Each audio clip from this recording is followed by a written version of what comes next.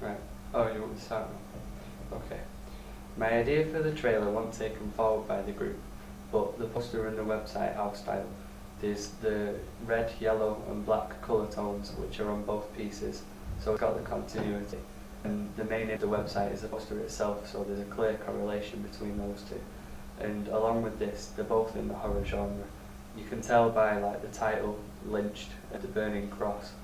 The empty and white spaces are supposed to be quite threatening, so they all suggest to the viewer that that's the product they're experiencing.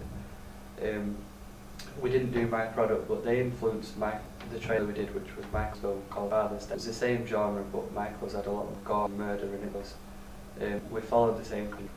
There was just more scope for creativity in his idea than mine, because there was more realistic settings that we could film in. Also, we developed it further because a few far-fetched aspects and which violence there was made the mindset of the character more real, so the audience could at least believe that the kind of story was possible. The website and the poster, they'd be useful to promote each other if we'd have done my trailer, because the poster and the website are very similar in terms of the font, the size, the colour of the writing, so it's consistent and you need that for promotion.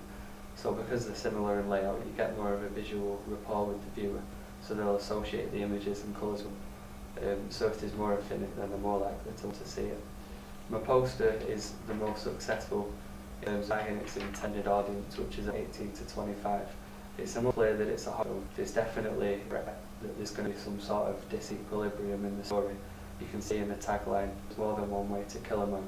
It definitely for what type of film it is.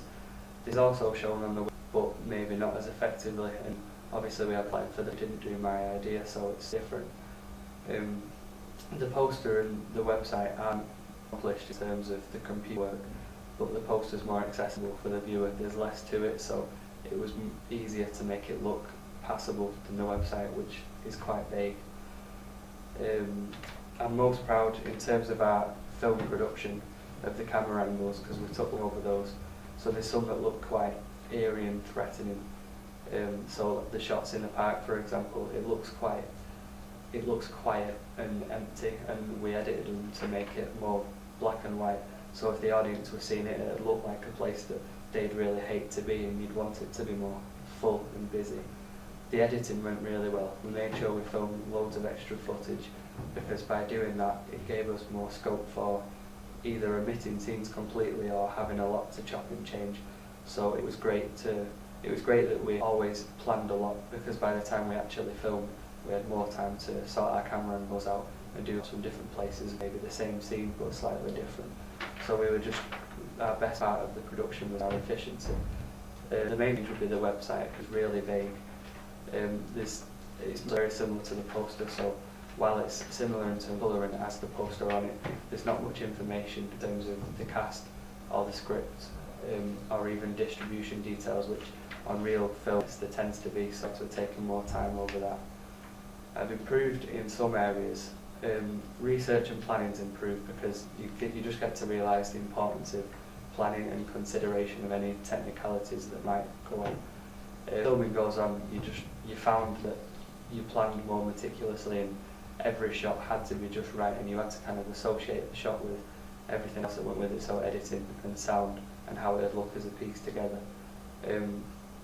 Technical competence, I haven't really improved vastly. We use things like Adobe Premiere for editing the footage, Photoshop for the poster, and DreamWorks for the website.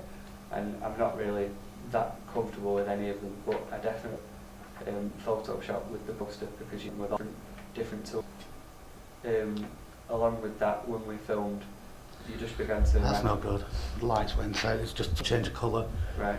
Well, there's only like 10 of them. Right. Well, So, you'll have to go back a bit and do some of the editing. yeah.